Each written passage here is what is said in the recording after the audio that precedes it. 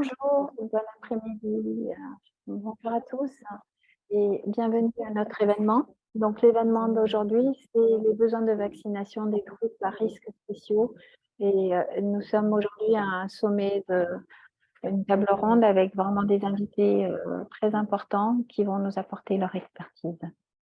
Donc pour ceux qui ne me connaissent pas, je suis Catherine Dugan et je suis la CEO de FIP, de la Fédération internationale de pharmacie, et je suis vraiment très heureuse de vous accueillir aujourd'hui et d'être la modératrice de cet événement.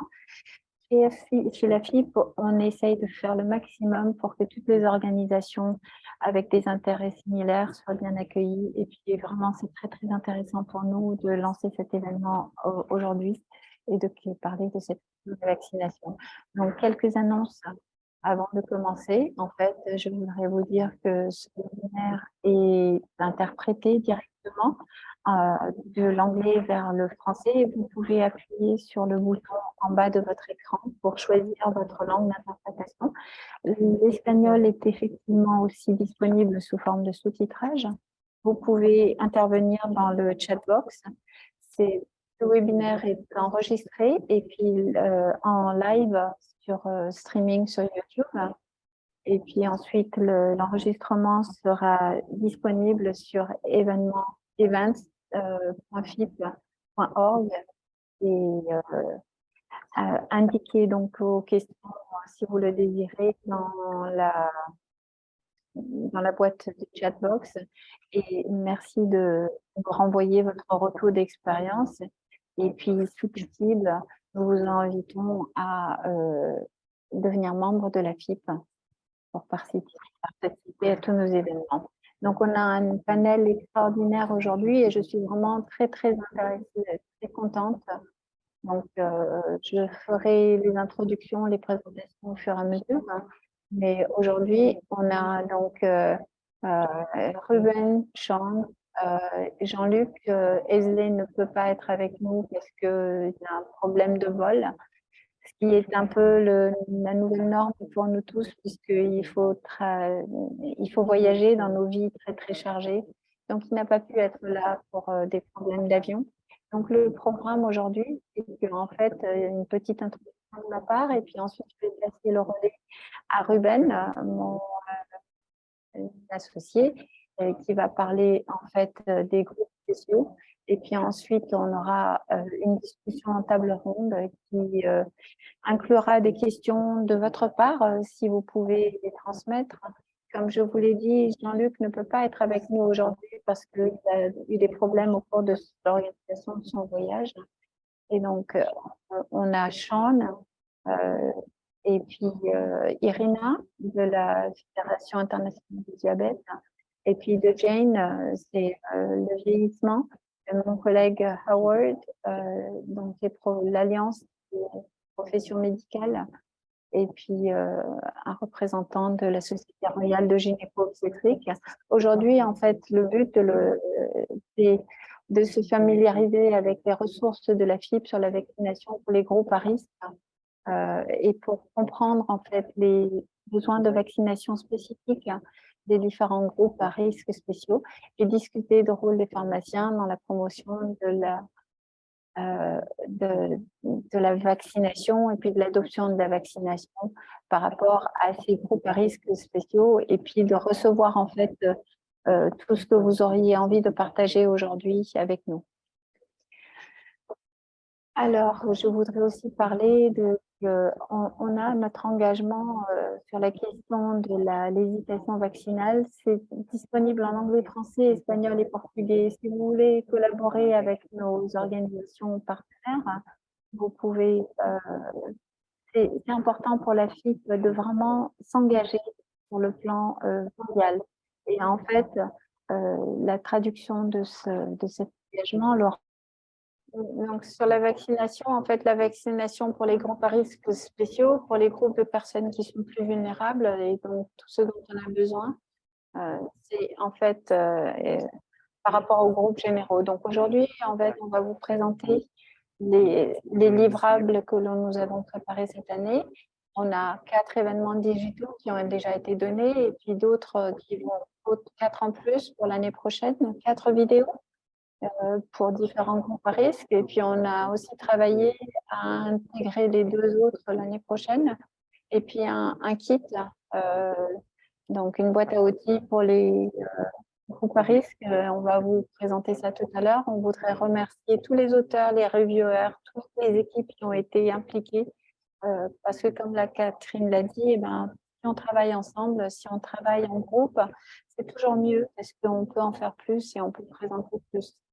Et puis, en fait, merci aussi à la FIP pour son soutien et à la Sanofi pour son soutien. Pour cet événement digital, en fait, vous voyez la bannière. Et il y a eu en juin les maladies respiratoires chroniques et puis les maladies cardiovasculaires, les adultes âgés et puis le diabète en novembre. Vous pouvez accéder en fait au QR code qui est à gauche de l'écran. Et puis vous pouvez partager également. Et puis sur ces événements, il y a mais désolé par rapport à la connexion. Donc, comme je le disais tout à l'heure, en fait, sur cette slide, on a vraiment déjà livré les 4 événements, c'est-à-dire en juin, les maladies chroniques respiratoires, et puis maladies cardiovasculaires, les adultes âgés, les diabètes. Et en 2023, on a 2 autres événements, c'est-à-dire les professionnels de santé et les femmes enceintes. Et vous pouvez accéder à ça avec le QR code. Et puis, des vidéos ont déjà été créées. Et puis, on voudrait respirer Emma Polino. Et puis, pour les maladies cardiovasculaires, Francisco Javier Jiménez. Pour les personnes âgées, Jean-Pierre Michel. Et pour le diabète, Marco Goengeber. Et puis, merci beaucoup. Pour ces vidéos de 2 à 6 minutes qui font la sensibilisation par rapport à ces conditions spécifiques. Vous pouvez y accéder. Vous pouvez les visionner sur vos écrans. Et par exemple, je vais maintenant vous faire passer une des vidéos.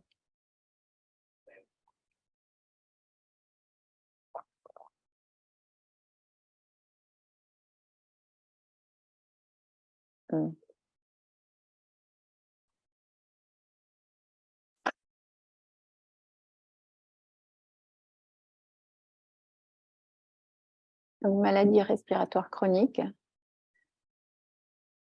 Bonjour, je suis Emma Polini. Je suis du Portugal, présidente de l'Association nationale de pharmaciens au Portugal. Donc, les pharmacies communautaires sont une grande manière de soigner. Elle va un peu trop vite, je suis désolée.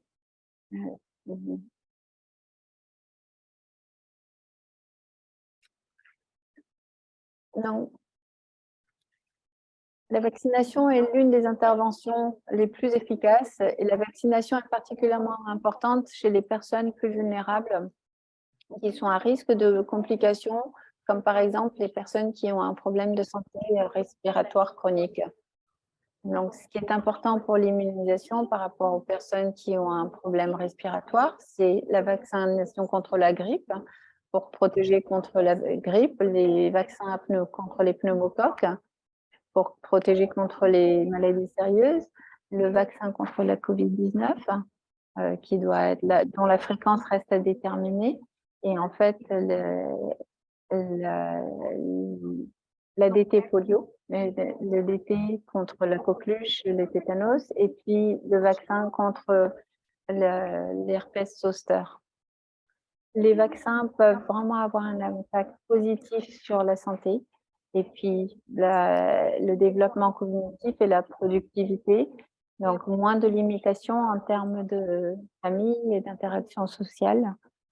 Et puis, un autre aspect qu'il faut garder à l'esprit, c'est que donc, les bénéfices du vaccin s'étendent au-delà de la situation de l'individu. Et en fait, les vaccins sont à la fois efficaces sur le plan du coût et on peut augmenter aussi la couverture pour les personnes atteintes de BPCO. Et les pharmaciens peuvent promouvoir en fait l'administration de vaccins dans la pharmacie elle-même en tant que service qu'ils peuvent offrir. Et puis les opportunités d'amélioration incluent en fait une formation additionnelle, des campagnes de vaccination, les systèmes de rémunération. Que des systèmes de rémunération sont mis en place.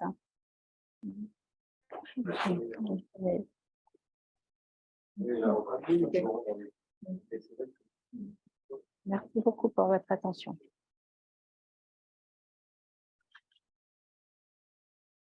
Ces vidéos, en fait, permettent vous pouvez les regarder sur notre site web et sur le canal YouTube, et vous pouvez les regarder et les partager avec vos collègues. Et en fait, ce qu'on veut vous présenter comme ressource aujourd'hui, c'est la boîte à outils pour les pharmaciens qui se focalise en fait sur la vaccination pour les groupes à risque, et ça couvre les 6 domaines que vous allez voir à l'écran ici. Et vous avez également un QR code que vous pouvez suivre et vous pouvez suivre la publication en détail. Et en fait, cette boîte à outils contient une introduction, une présentation avec un tableau de synthèse et puis des chiffres pour les vaccins les plus recommandés.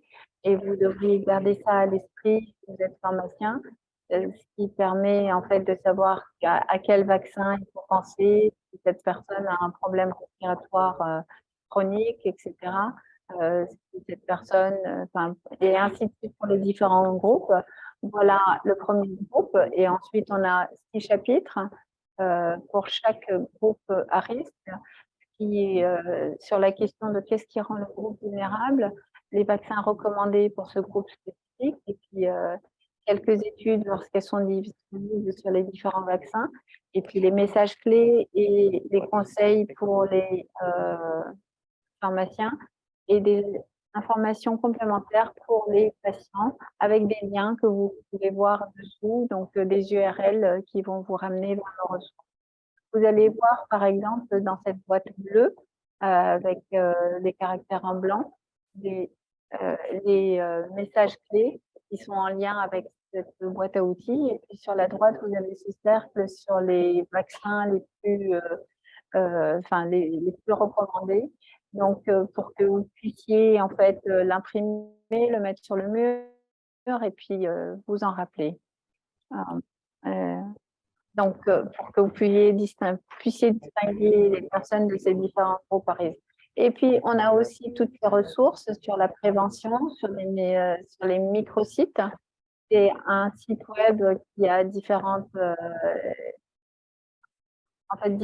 entrées avec les différents vaccins et puis les documents que la FIP a organisés, les événements auxquels vous pouvez assister par rapport à toutes les vaccinations possibles. Donc, tout se trouve dans le QR code. Désolée pour les problèmes techniques, je vous remercie beaucoup. Non, pas de problème, Ruben, on le sait que ça arrive. Merci beaucoup pour cette présentation et merci pour avoir montré où les gens peuvent se connecter. Donc, pour des choses qui peuvent faire partie de notre programme. Donc, on va maintenant passer à Sean. Et avant qu'on passe à la discussion en table ronde, je vais vous présenter les biographies de nos différents collègues. D'abord, Sean Williams, qui est une gestionnaire de santé publique avec beaucoup d'expérience et dont l'expérience est vraiment très précieuse pour la société. Donc,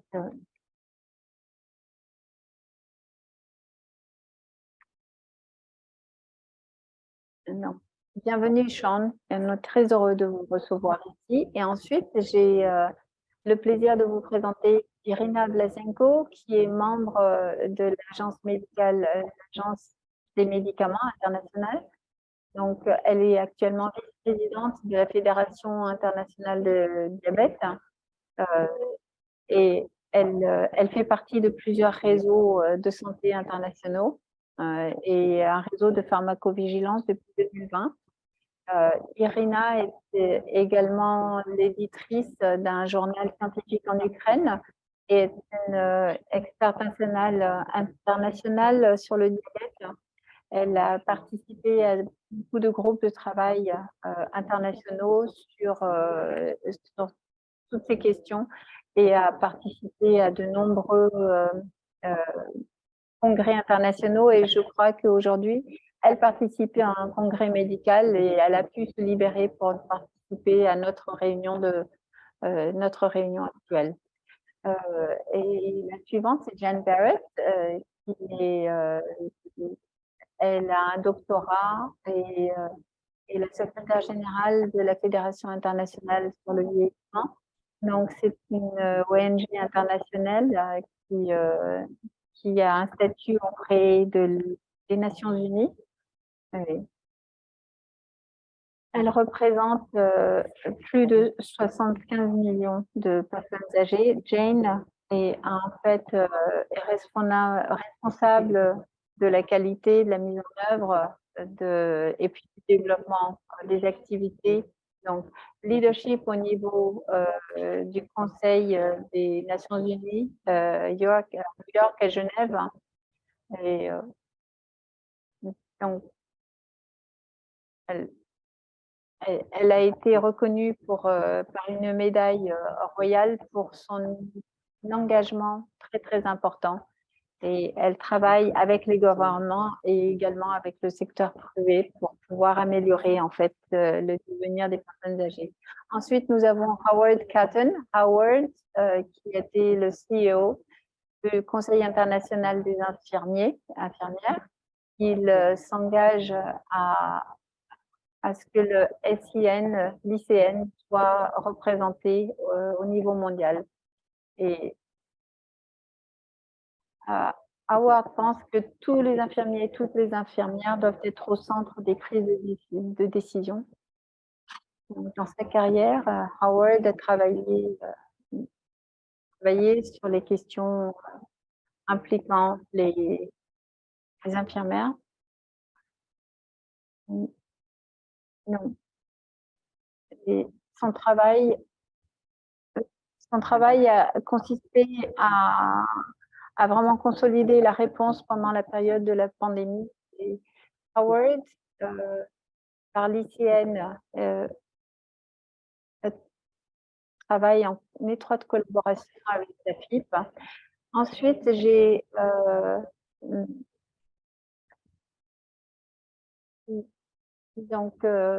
n'a pas pu venir aujourd'hui. Donc,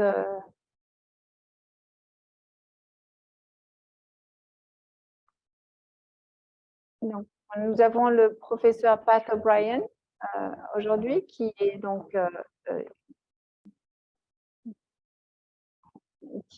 vice-président de Royal College of Institutions. Et il est le président de la Société royale de gynéco-obstétrique et ICLH. Il a travaillé en tant que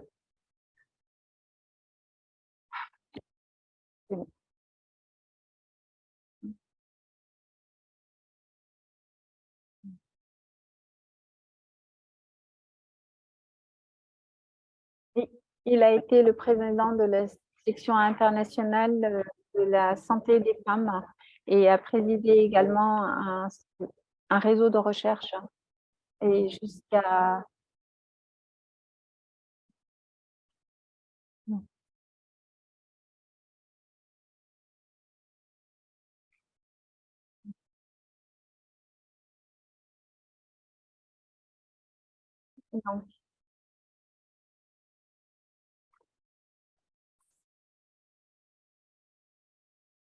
donc, il a beaucoup travaillé à Londres et avec son profil international, nous sommes très heureux de le recevoir aujourd'hui. Merci beaucoup de votre soutien aujourd'hui et de prendre le relais votre collègue qui n'a pas pu venir nous joindre. Donc, on l'a mentionné tout à l'heure, on voudrait vraiment que vous soyez engagés avec nous. Donc, utilisez l'outil questions-réponses et je vais poser des questions et je vais demander à mon équipe de nous rappeler les questions pour qu'on puisse se focaliser en fait. Donc, je vais poser la même question à chacun et ça va nous lancer dans la discussion. Donc, pour chacun d'entre vous, et on va commencer avec Howard. Et Howard, on est ici aujourd'hui pour parler de en fait, des groupes à risque spécifiques. Donc, comment est-ce que pour le groupe que vous représentez, merci beaucoup. C'est vraiment très, très intéressant d'être ici avec tout le monde. Je sais que ici, je suis avec plusieurs personnes. Il s'agit de la collaboration entre FIP et puis l'ICN, l'association des dentistes et puis des kinés. Et ça représente 41 millions de professionnels de santé que nous représentons. Catherine, je voulais juste te dire que par rapport à la vaccination des professionnels de santé pendant la pandémie, je voudrais parler de ça parce que toutes nos organisations et associations ont été extrêmement préoccupées de la vitesse très très lente, de la lenteur, de l'engagement à prioriser en fait cette nécessité de se vacciner. Donc il y a eu vraiment des inégalités très importantes dans le monde par rapport à comment dire, la vitesse de vaccination. Il y a eu beaucoup de frustration par rapport à l'obtention des fournitures. Et en fait, c'est très lié à un fort niveau d'infection. Donc, des professionnels de santé ont été mis en danger et puis sont morts dans le monde entier. Il y a des chiffres importants. Et puis, donc, les dernières données publiées autour de cette question des professionnels de santé. Donc, en fait, on voit encore toutes ces inégalités. Donc, lorsque il y a à peu près la moitié des professionnels de santé dans les pays pauvres qui n'ont pas reçu une seule dose de vaccination. Donc, un facteur vraiment critique ici, c'est en fait la fourniture la fourniture des médicaments, des vaccins, et puis la distribution et l'égalité dans la distribution. Donc, pour nous, ça représente un véritable challenge.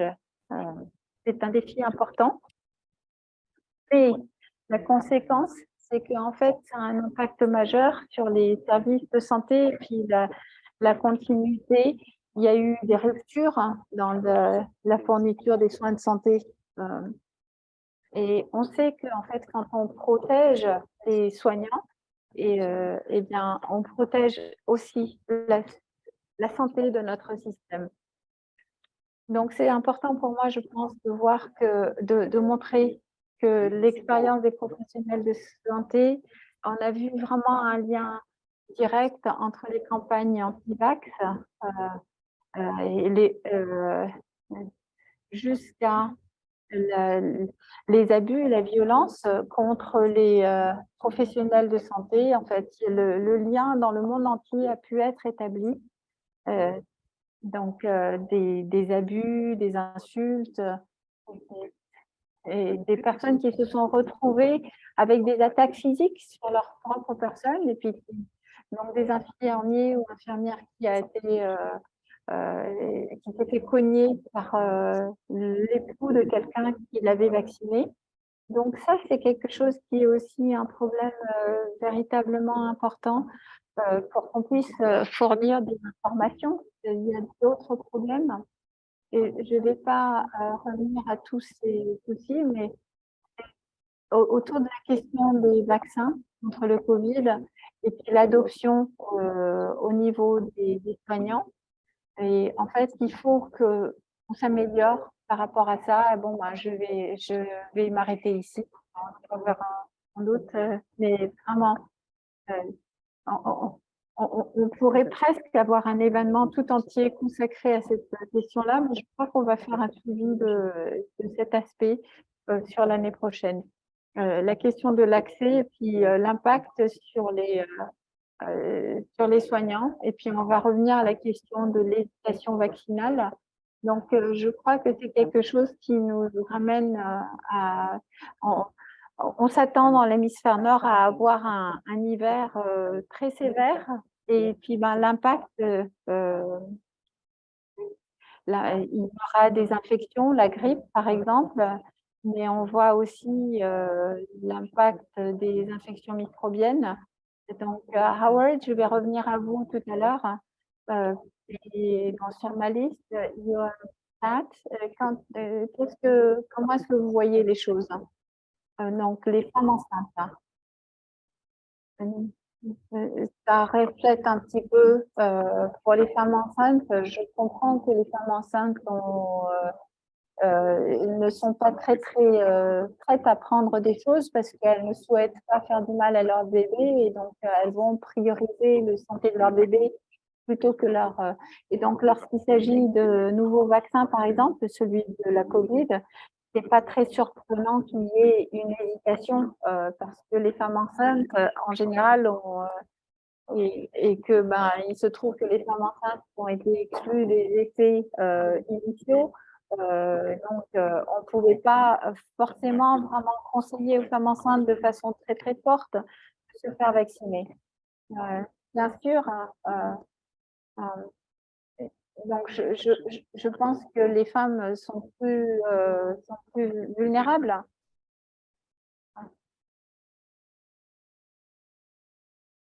Donc, vraiment, ce qu'on conseille aux femmes enceintes, c'est de ne pas prendre de médicaments à moins que ça soit fortement, véritablement vérifié.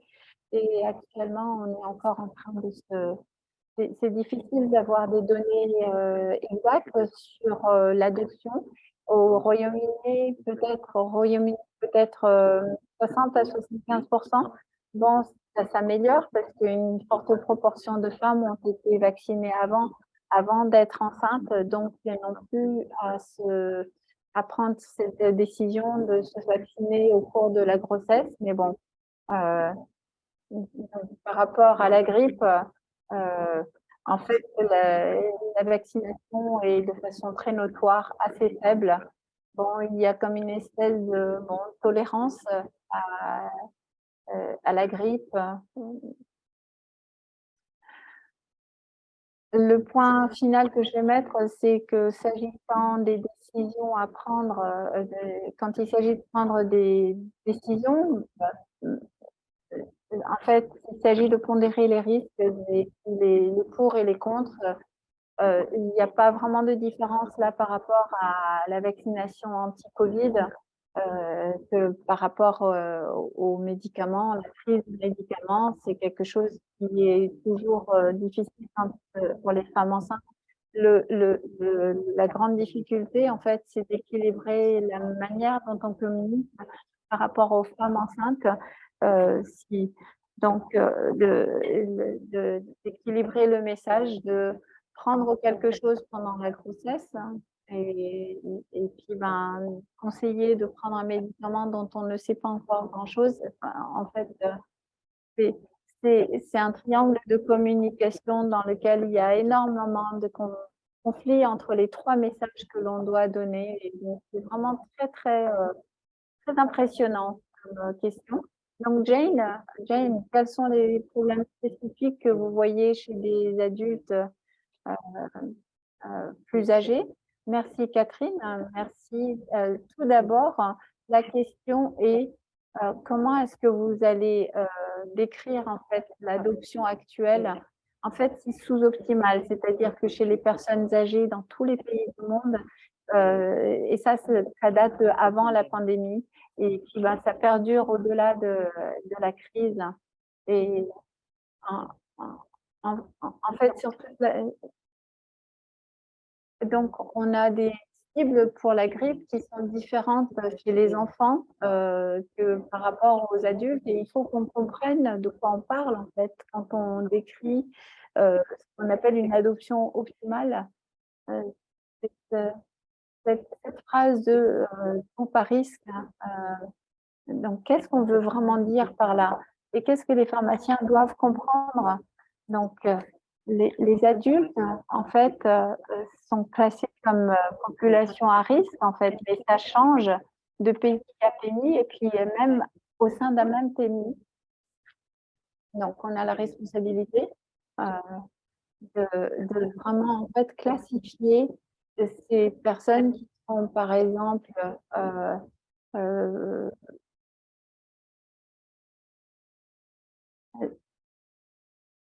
donc, en fait, il faut qu'on... Donc, un adulte sur trois qui vit avec une ou deux ou trois conditions chroniques, maladies chroniques. Euh, donc, je voulais juste dire, appliquer cette question à, à,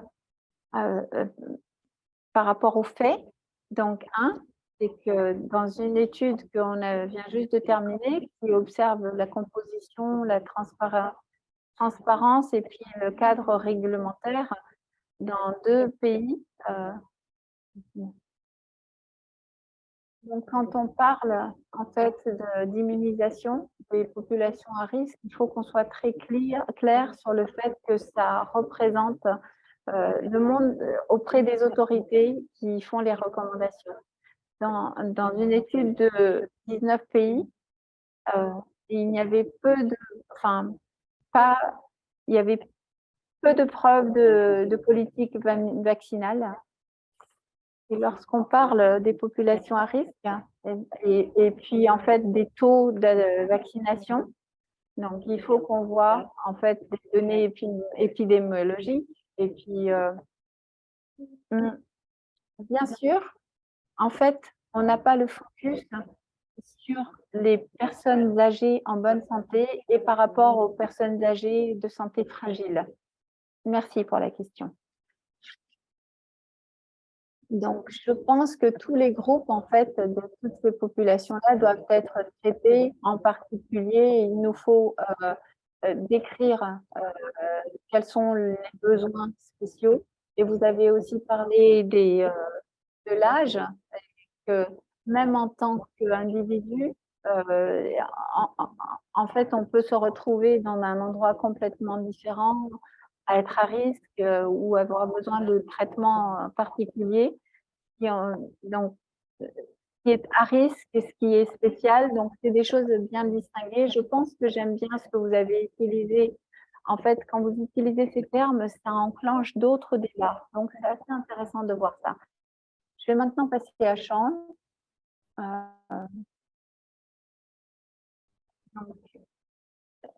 Sean, bravo.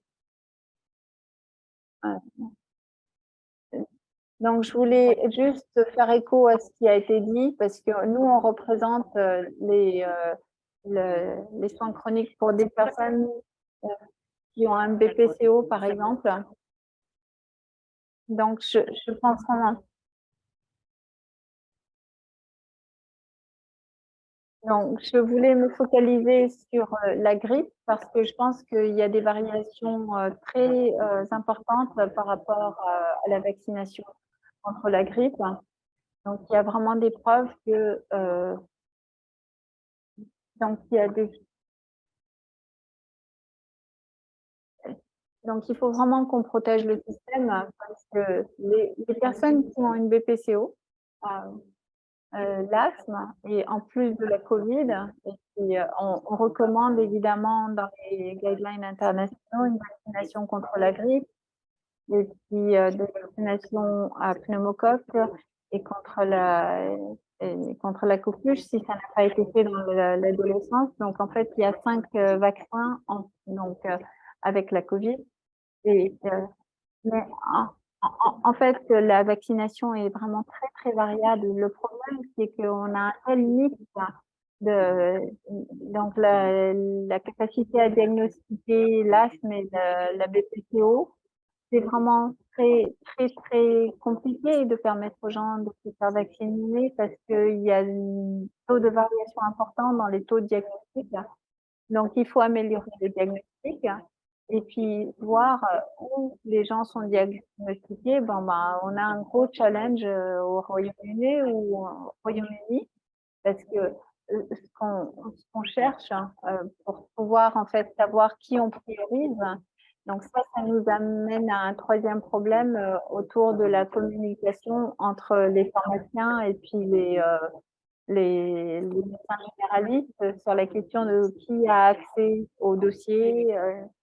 Donc la communication entre les pharmaciens et puis les médecins généralistes doit être améliorée par rapport à ça pour pouvoir améliorer les taux de diagnostic. Donc il y a toujours, en fait, ces différents côtés. Donc il faut qu'on soit clair sur la question de qui est à risque par rapport à l'asthme et la BPCO et puis améliorer en fait les taux diagnostiques. Donc vraiment, c'est très, très important. Qui est à risque de vieillissement, par exemple? Bah, tout le monde. Donc ces points, vous les avez bien établis et bien argumentés. Donc oui. En fait, notre objectif par rapport à la prévention, c'est vraiment prévenir chez tout le monde, que, ben, chez les femmes enceintes, chez les personnes avec des comorbidités et puis, ben, les personnes, en cours de vieillissement. Irina, maintenant, à vous. Irina, du point de vue du diabète, merci. Merci beaucoup de de vraiment porter le focus sur ce problème et puis sur les groupes spécifiques parce qu'il faut qu'il y ait une visibilité et puis que le conseil soit du point de vue du diabète, et ben, je pense que ça augmente, heu, par rapport aux maladies, enfin les grippes également. Heu, hem, donc ces maladies métaboliques également et ça inclut aussi, des infections. Et la raison pour laquelle le vaccin contre la grippe, heu, c'est c'est, heu, c'est recommandé, mais malheureusement, en fait, le respect et puis l'adhésion est très, très faible. Donc 15, 17-18 selon certaines études. Et il faut qu'on soit plus active sur ce domaine, au niveau de la Fédération internationale sur le diabète. Heu heu enfin, en fait, c'est vraiment un très grand travail et puis, on peut utiliser ces matières et puis pour aider nos médecins et puis nos soignants. Heu, il y a une un des obstacles à la fourniture de ces informations, c'est le manque de sensibilisation, pas simplement auprès des personnes diabétiques, mais aussi auprès des soignants, les endocrinologues et puis, d'autres médecins qui sont, enfin les médecins généralistes qui sont responsables du diabète de type 2 maintenant. Et donc ça, c'est un travail qui doit être fait, pas sim mais là, il y a un focus qui devrait s'étendre aussi à la notion de vaccination qui est très, très importante aussi. Heu ça montre que, heu, ça montre qu'en fait, ça on augmente les taux de glucose sanguin, mais seulement par rapport à enfin sur 2-3 jours et puis après, ben, on revient à une situation normale. Ouais. Mmh. Je suis vraiment très heureuse que vous ayez produit des documents heu, qui montrent de façon concrète, pourquoi ça, c'est très important. Et également, je pense que nos patients, doivent, qui doivent se gérer. Donc la question de l'éducation et de l'apport de cette information est vraiment très important. Pour les personnes avec un diabète, un conseil très important auprès des médecins, c'est, donc permettant, en fait, de reconnaître l'importance de la communication entre le médecin et le pharmacien. Parfois, c'est très, Je pense que c'est très important. Notre rôle est très important dans cette augmentation des taux de vaccination auprès des groupes spécifiques et puis dans la population générale. Donc, merci beaucoup parce qu'il y a énormément de choses. Donc, et ça m'amène, c'est un point très important. Il y a quelque chose, notre, c'est un petit peu difficile pour notre interprète parce que vous allez assez vite. Donc, je suis désolée de ça. Et puis, on va passer à la suite. Donc, lorsqu'on pense aux groupes à risque, donc, est-ce que vous pensez aux groupes qui ont des intérêts spéciaux ou des besoins spéciaux? On va passer à ça au fur et à mesure. Donc, je vais refaire le tour maintenant. Et donc, dans certains pays et pour certains vaccins, en fait, elle a mentionné les infirmiers. À votre avis, quels sont les obstacles principaux à l'adoption, en fait, ou à la vaccination? Donc, si vous voulez, en fait, parler de certains groupes particuliers, d'accord, mais là, je vous demanderai votre avis sur les infirmières. Je pense que d'abord, il y a vraiment un problème fondamental autour de la question de l'accès, la facilité d'accès et puis le coût.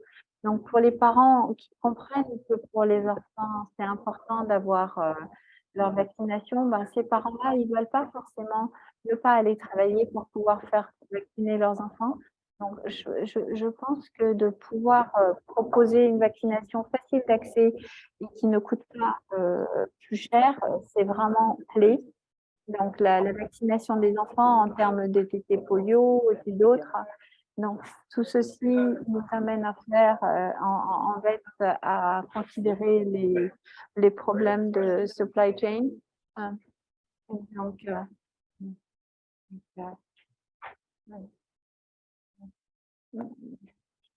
donc, cette campagne de rattrapage par rapport à pour ces groupes également.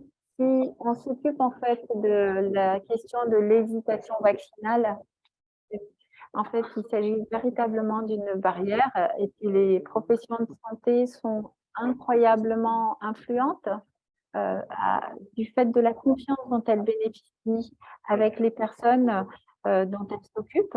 Et, mais, et vraiment, ça se traduit dans des taux importants. Et donc, autour de la question de l'hésitation vaccinale, les gens vont reconnaître que ben,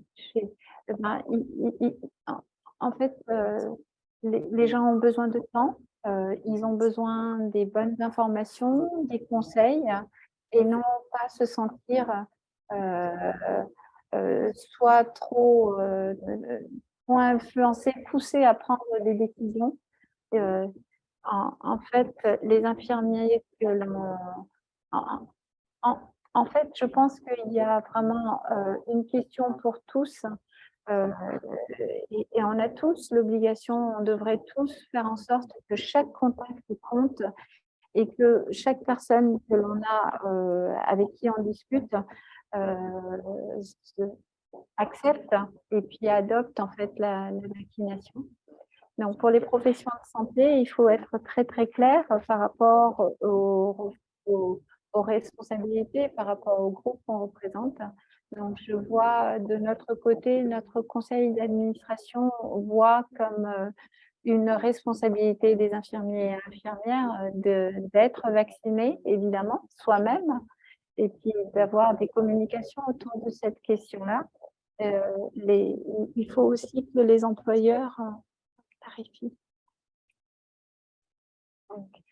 Donc, et faire en sorte qu'on crée en fait un récit positif autour de la question de la prévention et puis euh, qu'on passe peut-être pour que les gens reconnaissent que la vaccination, c'est quelque chose de très simple et c'est une des choses les plus simples qu'on puisse faire pour sauver la vie de quelqu'un.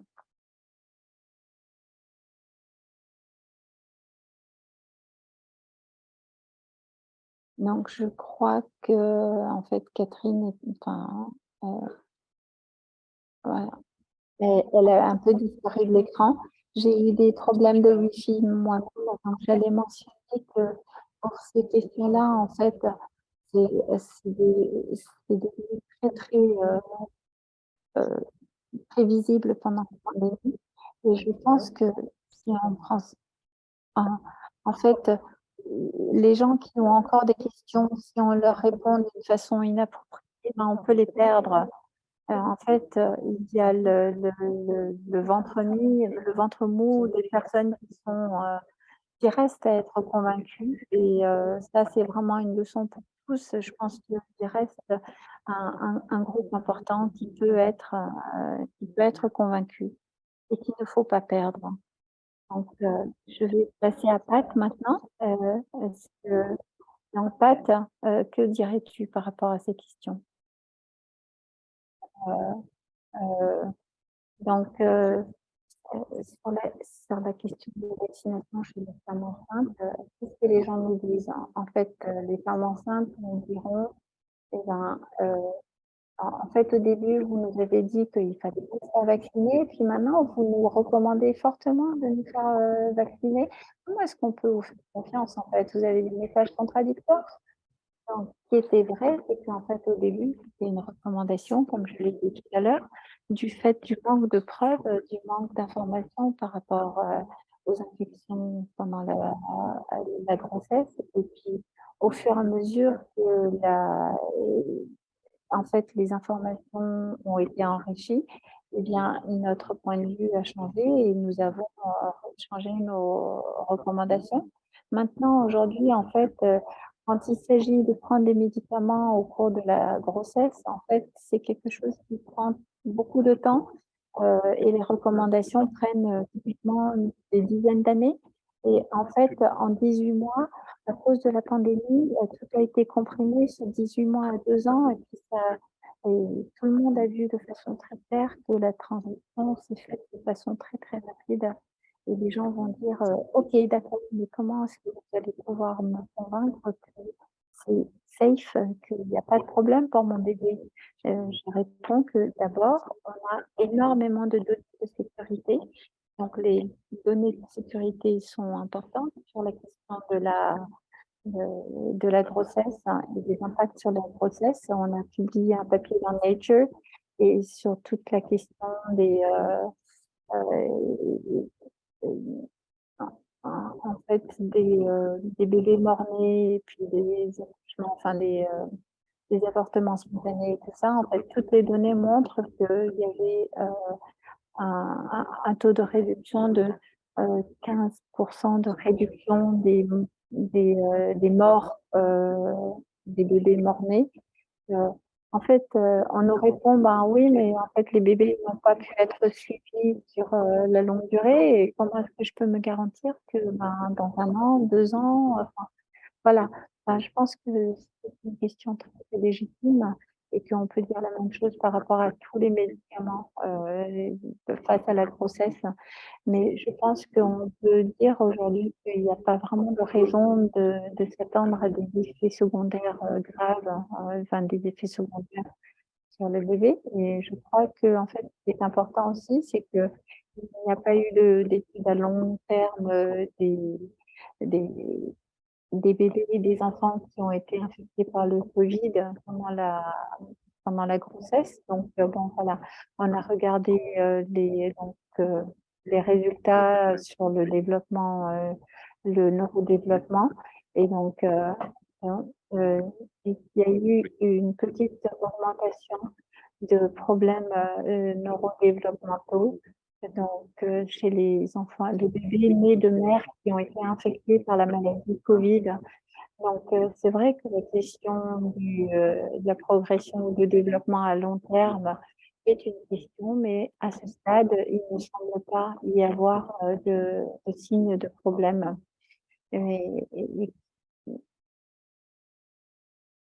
merci, merci beaucoup d'avoir fait ce point, mais de mon point de vue, comme tu l'as dit, c'est qu'on a vraiment eu, le temps a été comprimé, compacté en quelques mois, par rapport à ça Et puis, par rapport à une situation personnelle, en fait, tout le monde a dû, on a tous été entourés de Covid et chacun a dû avoir une réaction.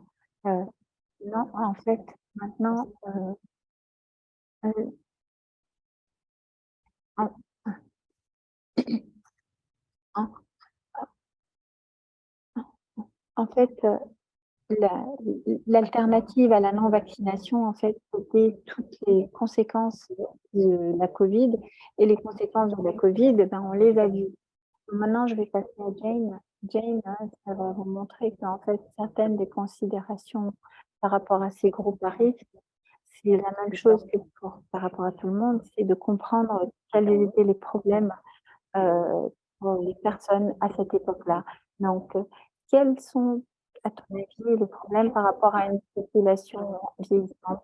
Je pense que tu as raison, certains des problèmes sont les mêmes, hein, et puis ça veut dire qu'il faut vraiment, au long de la vie, prendre en compte toutes ces questions.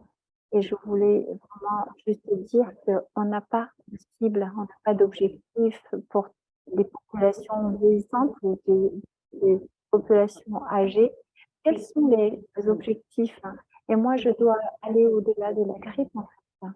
Euh, on n'a pas, on n'a pas de, euh, donc vraiment, il faut que, au fur et à mesure qu'on affronte ces barrières, hein, en fait, ces obstacles, il faut aussi que les politiciens soient informés. Donc, pour moi, les obstacles, c'est des obstacles structurels ou modifiables.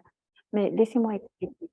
On a déjà parlé de la promotion, de la prévention, mais en fait, et autour de cette question de la prévention, de la promotion, c'est minuscule, c'est moins de 10% en fait. Mais quand on regarde la question de prévention, promotion par rapport aux vaccins, la promotion des vaccins, si on fait, c'est encore plus minuscule par rapport aux vaccins.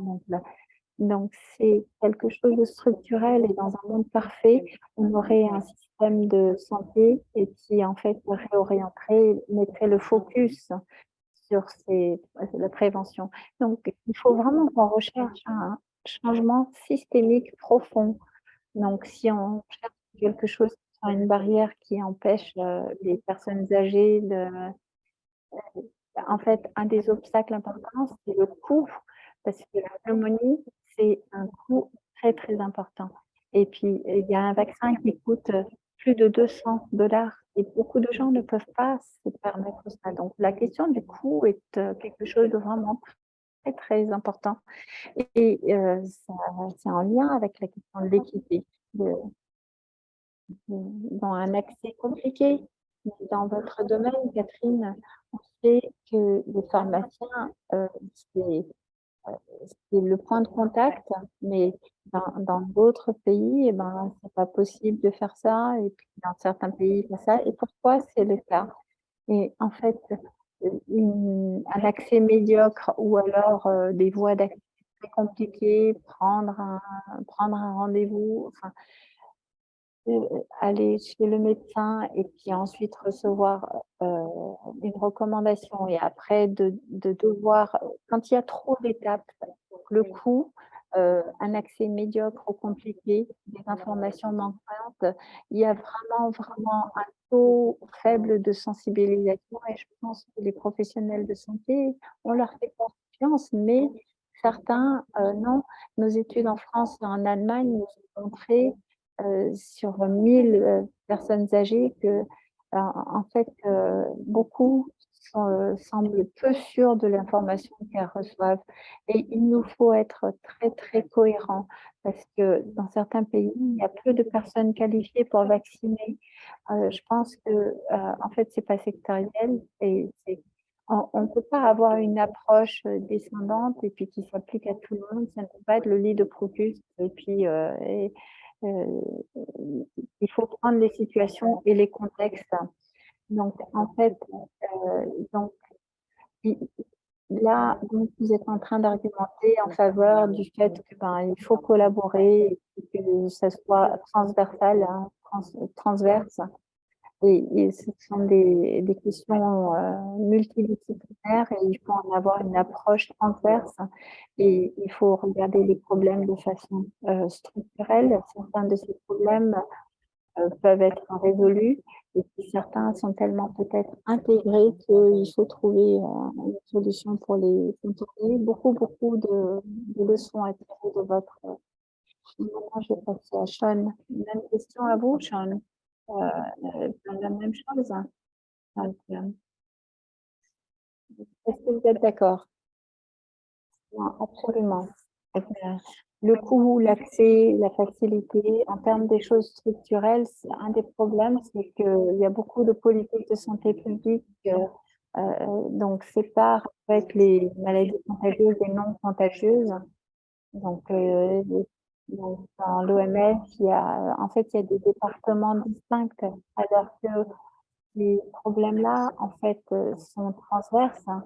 On parle de la vaccination contre la grippe, par exemple, et puis ben, la question des personnes avec des maladies chroniques, au BPCO ou asthme, empêcher les exacerbations, par exemple, ça relève de la question de qui est en charge et de qui est la responsabilité que de définir les politiques. Il y a aussi une question de priorisation. Euh, À un niveau global, où est-ce que je priorise? Parce que bon, si je décide que ben, la pneumonie, c'est ce qui est responsable de beaucoup de décès, est-ce que ça serait une priorité? En fait, la priorisation est une véritable question qui relève d'un défi important.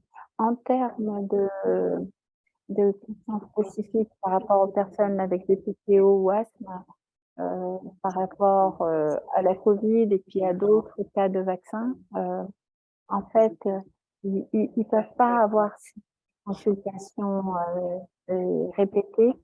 Donc, il faut qu'on essaye de simplifier le régime vaccinal pour qu'ils aient moins de visites et qu'elles aient plus de vaccinations en une seule injection. Pour que donc, et puis la question de est-ce que les gens seront d'accord.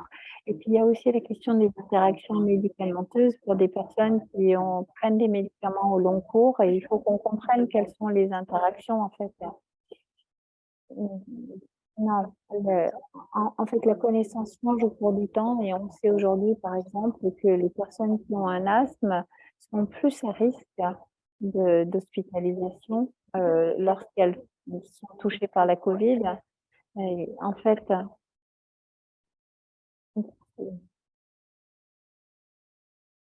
donc il faut expliquer à la fois aux professionnels et puis au public comment la connaissance change et quel impact ça a sur les décisions que l'on prend.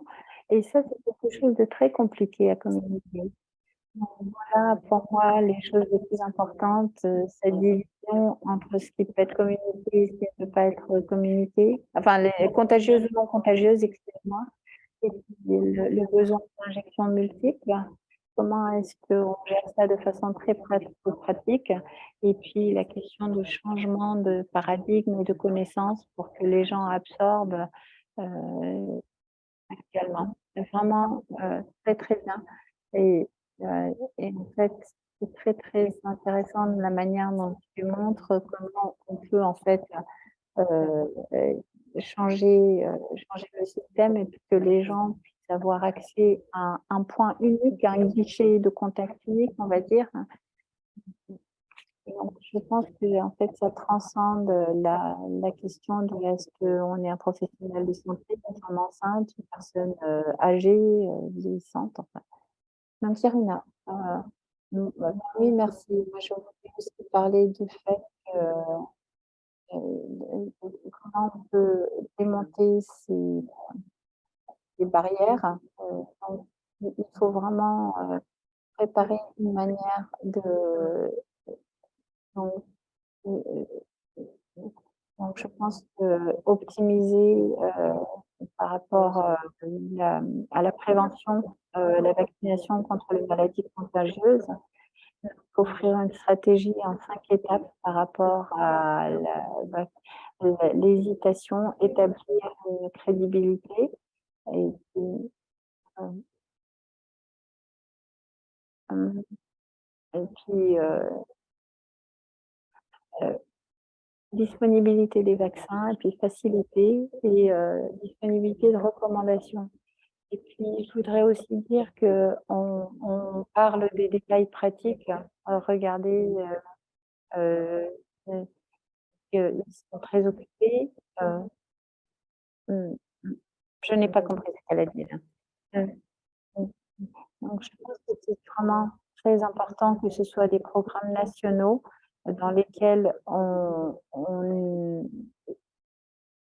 il n'y aurait pas que des médecins pour apporter cette éducation, du patient. Il faut aussi motiver et puis inclure les pharmaciens pour qu'ils fassent partie de cette, chaîne pour, augmenter les taux de vaccination et je pense également qu'il y a beaucoup d'obstacles, mais que c'est possible de structurer ça et puis, d'obtenir ce bon pourcentage, enfin un bon taux vaccinal et que certaines personnes sont vraiment très, heureuses. Donc, les personnes qui sont en première ligne, quand on a le diabète, par exemple, savoir que, ben, voilà, j'ai une priorisation pour pouvoir accéder au vaccin. Donc d'être, mmh et l'information pour les personnes peut, effectivement, donc il faut augmenter la sensibilisation et puis éduquer les professionnels de santé, motiver les patients. Donc, merci beaucoup Irina. Je pense que c'est vraiment, donc la notion qu'il faut travailler avec des groupes motivés, au départ et puis ensuite que ça puisse établir, une espèce de evidence base, donc des preuves. Donc de ton point de vue, en fait, la ségrégation entre maladies contagieuses et non contagieuses, c'est tellement, artificiel par rapport à ça. En fait, on voit, un diagramme de veine par rapport à l'agenda de prévention qui pourrait empêcher, en fait, l'émergence de ces maladies, heu, enfin contagieuses. Donc, quelles sont vos réflexions par rapport à ça, Charles? Donc, je vais maintenant passer à Jane et Howard par rapport à la question de l'hésitation vaccinale. Et puis, on va peut-être mener, donc l'hésitation vaccinale, d'après vous, ça reste un problème qui a toujours été là? Heu, heu, donc de vos 2 perspectives, je vais passer à Howard.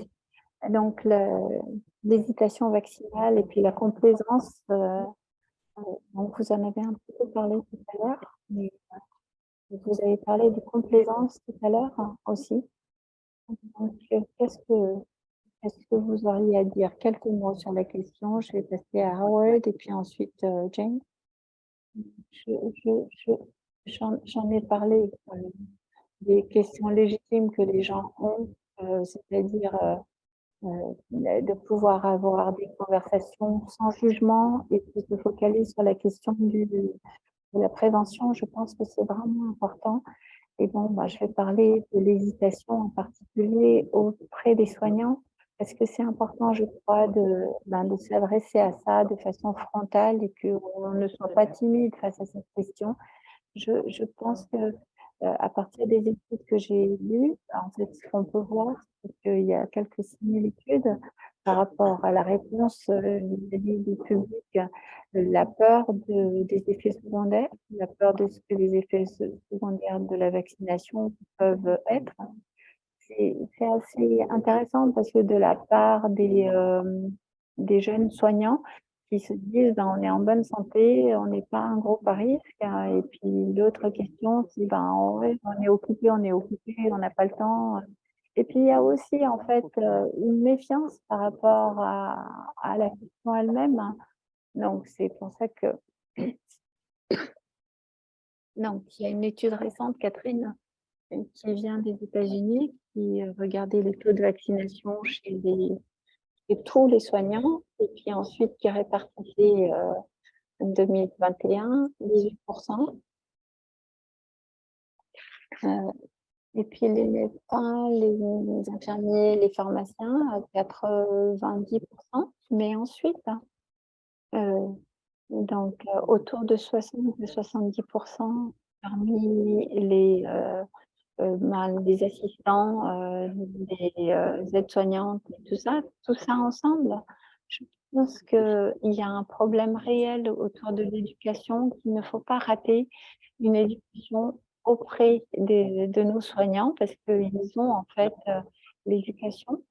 Parce qu'on ne va pas juste dire qu'ils savent tout, mais il y a la question de l'éducation, puisque on ne peut pas dire qu'ils savent tout, mais il y a aussi la question de à quel moment ils peuvent à la fois recevoir cette éducation et puis se faire vacciner.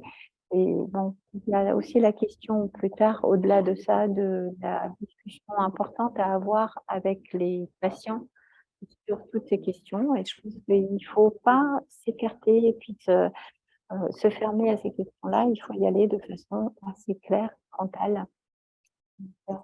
Je pense que vraiment il faut qu'on prenne en charge, heu, d'une manière positive, dans un esprit ouvert et positif.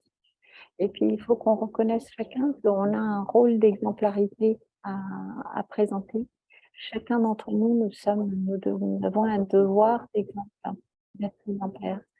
Donc, d'avoir travaillé dans des systèmes très difficiles, très, très chargés et challenging, qui représentent des challenges. Donc, et de en fait, si nous, professionnels de santé, nous refusons ou nous hésitons à nous faire vacciner, eh bien, les autres, à plus forte raison, heu donc je pense qu'ici, il y a vraiment une question très, très importante, autour de la question de l'éducation. Jane? Jane, ce dilemme, sur la manière dont on voit les, professionnels de santé, est-ce que ce sont des super-héros ou est-ce que ce sont, il y a une vraie dichotomie? Pourquoi est-ce que les professionnels de santé ne se font vacciner? Ça nous permettra en fait d'avoir, quelques réponses et puis d'explorer, hem, heu et en ouais, en fait, je pense que ça peut aussi être vecteur d'authenticité lorsqu'un soignant avoue qu'il ou elle a aussi eu des doutes et que dans son cheminement, ces doutes ont été déconstruits et il a fini par, accepter pour telle ou telle raison de se faire vacciner. Parce que donc Jane? Donc j'ai des questions pour vous et puis ensuite j'aurai une question pour Sean et Irina et puis un autre tour de questions avant qu'on finisse. Jane, tu as déjà, parlé de façon très brillante de cette question-là tout à l'heure. Mais en fait, les autorités, certains d'entre nous dans ce webinaire, en fait, on applique très, très rapidement cette étiquette de hésitant, heu, avant qu'on observe en fait tous les obstacles connexes, dans les conditions.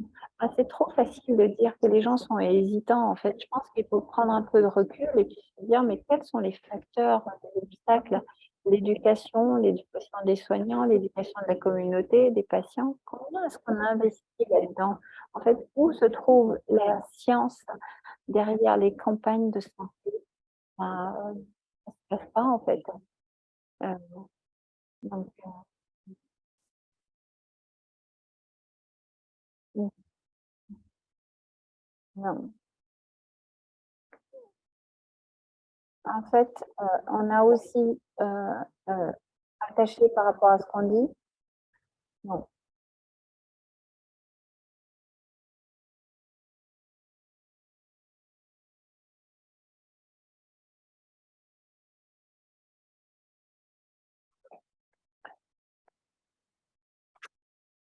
Donc, une des raisons pour lesquelles les personnes ne se font pas vacciner, c'est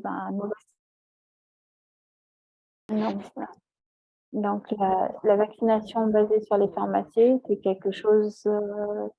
Donc, Jane a mentionné tout à l'heure que les pharmaciens peuvent vacciner dans certains pays, mais pas partout.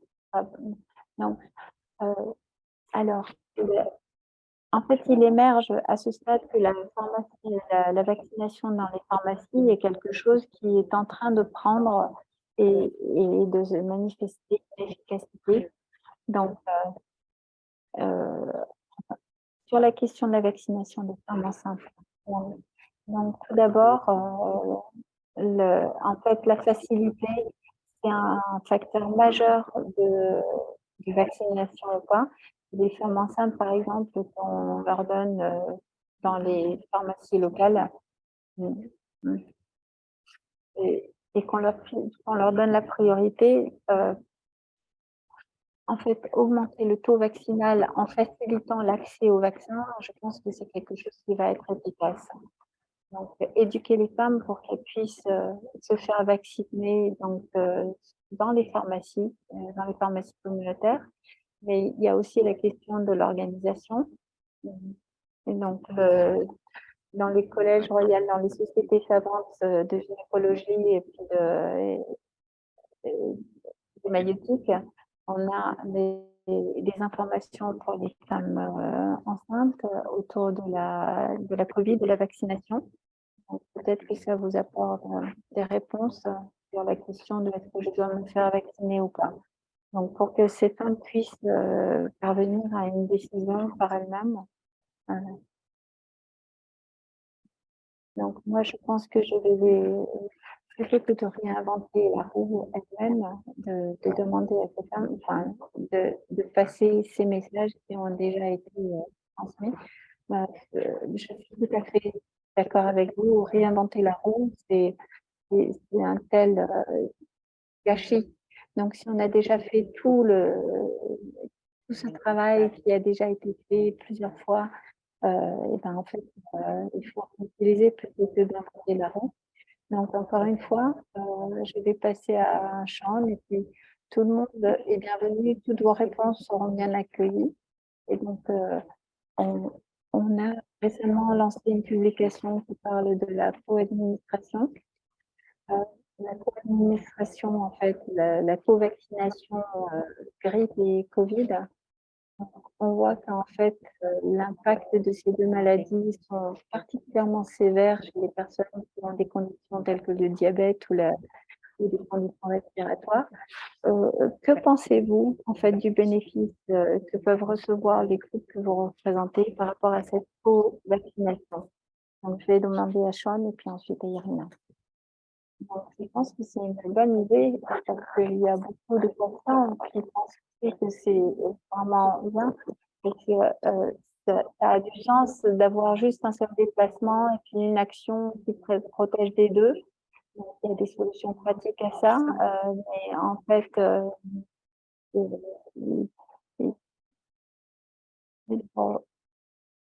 les processus qui sont utilisés en fait pour rappeler aux gens de se faire vacciner, de les appeler vers le centre de vaccination, la pharmacien.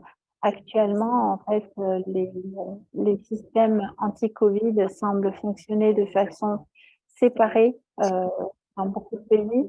Donc, les gens reçoivent des messages qui proviennent de deux sources différentes et donc, peut-être que c'est quelque chose qui peut être travaillé pour qu'on ait une uniformité.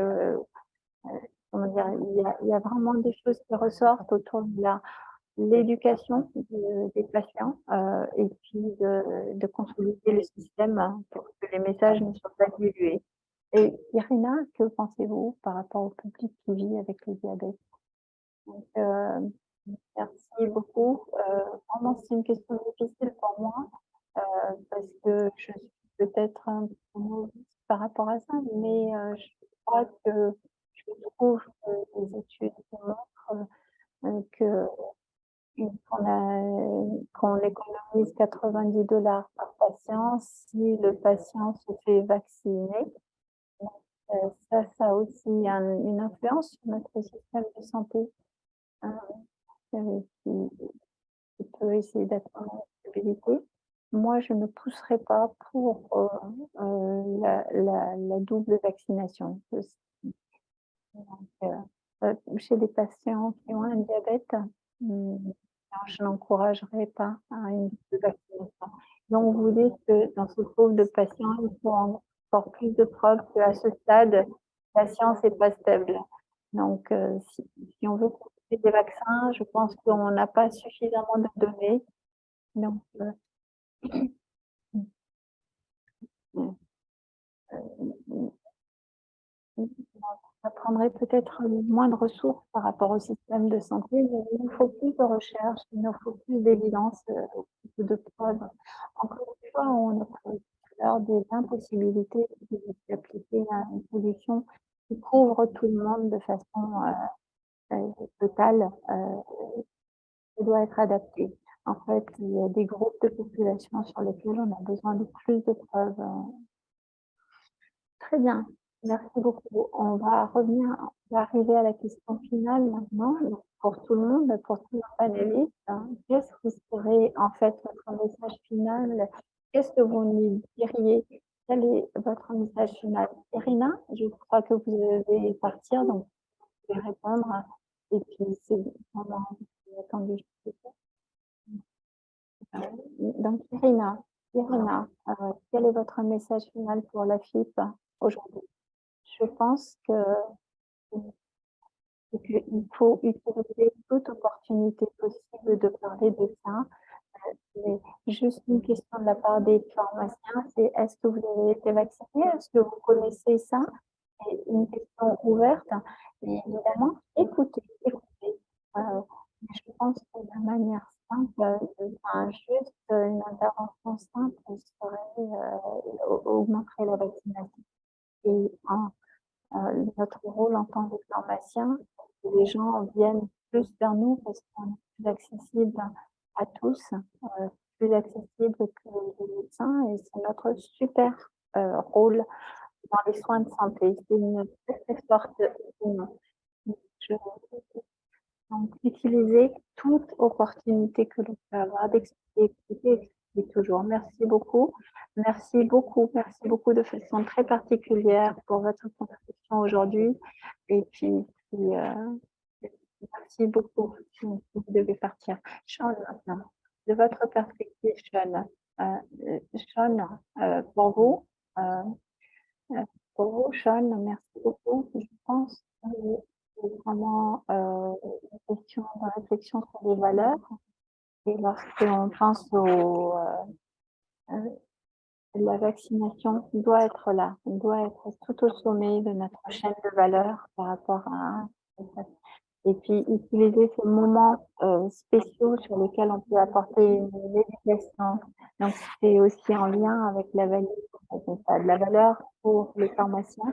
Il faut saisir toute opportunité de faire cette éducation des patients. Mais bon, heu, en en en en fait, il faut choisir les moments, saisir les occasions, pour pouvoir apporter cette valeur importante à l'éducation des patients. Donc je crois que ça se superpose pas mal avec ce que, Irine a dit. Donc en fait, il faut pas simplement passer au message vaccinal, il faut penser à tous les autres. Donc Jane, à votre, et vous avez, des messages, un seul message, un B, C, ou d'autres. L'immunisation, c'est pour tous les âges et puis les pharmaciens devraient pouvoir travailler à couvrir les trous noirs par rapport à ça. Et parce que en fait, les pharmaciens sont faciles d'accès et puis sont des sources de confiance. Il n'y a pas dans votre communauté, en fait, il n'y a pas forcément de barrière immuable. Donc, ça peut être juste graphique, en fait, des grandes images, et puis ben, là, il faut éviter la complaisance dans notre environnement. C'est pas simplement par rapport au Covid, il faut qu'on soit vigilant à à vacciner et puis à empêcher les maladies, heu que l'on peut empêcher. Heu Donc, le Covid a vraiment jeté une lumière très crue là-dessus, mais bon, ce message, effectivement, reste d'utiliser toute opportunité à notre disposition. Alors, quel est votre message unique? Et un message sur l'information, deux choses. Donc, de travailler ensemble, nationalement et internationalement, travailler ensemble pour ne pas avoir à réinventer la roue. Et deuxième message, c'est produire en fait des messages qui sont à la fois à jour, actuels et qui soient cohérents. Et qui, suite à ça, en fait, de dire que c'est vraiment très important pour avancer, que les femmes enceintes ne soient pas automatiquement exclus des effets sur les médecins, sur les médicaments et sur les vaccins. Donc, il y a d'autres groupes qui sont de façon routinière exclus, comme par exemple les enfants, parce que le Covid a montré que l'exclusion des femmes enceintes par rapport à la recherche autour de ça, ben, ça a en fait amené à, à des problèmes qui auraient pu être euh, empêchés si on les avait inclus dès le départ dans les essais cliniques. Donc, en fait, moi, j'ai des patients âgés et en fait, mes parents seraient tout à fait prêts, seraient tout à fait volontaires pour participer aux études. Parce que si les personnes sont exclues, les femmes enceintes ou les personnes âgées des études préliminaires, comment voulez-vous ensuite gagner leur confiance une fois que les choses sont mises en route? Donc, merci beaucoup. Ça a été génial de vous avoir avec nous. Donc, Howard, et quel serait votre message de la suite? Donc, voilà, vous m'aviez envoyé à la fin de la discussion, bien sûr, je suis d'accord avec tout ce qui a été dit, mais je voudrais juste dire que c'est pas simplement les pharmaciens, c'est par rapport à tous les professionnels de santé. Donc, nous sommes une alliance de 41 millions de soignants, de professionnels de santé. Pensez à ça. Donc, juste les chiffres, combien de patients et d'interactions avec patients et 41 millions de soignants ont aujourd'hui, ça veut dire quoi sur la semaine, sur le mois, sur l'année?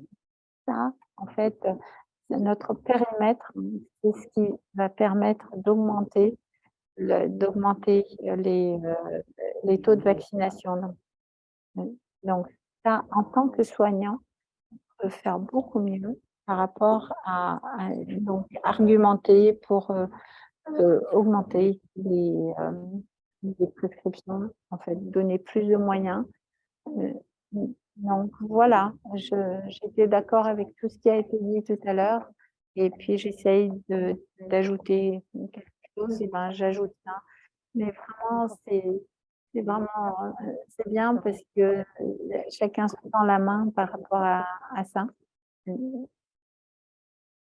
donc tout le monde est spécial, mais ça nous permet à nous de nous sentir mobilisés à mesure qu'on avance vers 2023 et je vais maintenant terminer, conclure et je pense qu'il y a beaucoup de choses transverses ici, mais, la question enfin le message final, c'est, utiliser toutes les possibilités, toutes les opportunités pour pouvoir expliquer, éduquer et puis, être humble, chercher à comprendre pourquoi l'hésitation existe, quelles qu'en soient les causes et puis essayer en fait de démonter les barrières entre, tout ça et puis inclure, les femmes, les enfants dans la recherche dès le départ et puis utiliser en fait, toute opportunité d'interaction qu'on a avec, les patients, heu, parce qu'avec toutes les tout donc par exemple, par rapport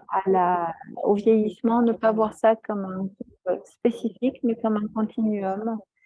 Par rapport au travail d'Irina sur le diabète, en fait, donc tout ça, ça nous amène à dire que par rapport aux maladies non contagieuses, on ne peut pas avoir une approche, heu, où tout le monde passe, par le même moule.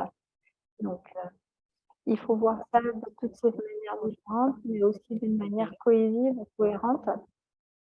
Donc, on parle de population et puis l'immunisation au long cours tout au long de la vie, c'est quelque chose qu'il faut aussi mettre en avant, les interactions et les conseils, l'éducation. Et voilà, c'était un événement vraiment super bien. Désolée d'avoir eu quelques problèmes technologiques.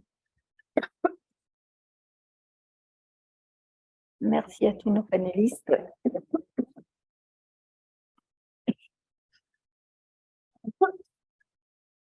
Non, merci beaucoup malgré les difficultés et puis les jours qui raccourcissent. Merci beaucoup. Merci beaucoup d'avoir vraiment soutenu ce travail et puis nous sommes très, très reconnaissants d'avoir toute l'aide, tout le soutien de tous nos collègues par rapport à notre travail sur la prévention des maladies contagieuses, non contagieuses. N'hésitez pas surtout à nous rejoindre pour nos autres événements à venir. Sur tous les événements passés sont disponibles et puis pour l'avenir, eh bien, ça va être merci beaucoup à Howard, Pat, Jane, Karina. Merci beaucoup à tous nos collègues. Merci, je suis vraiment très reconnaissante. Faites attention à vous. Merci.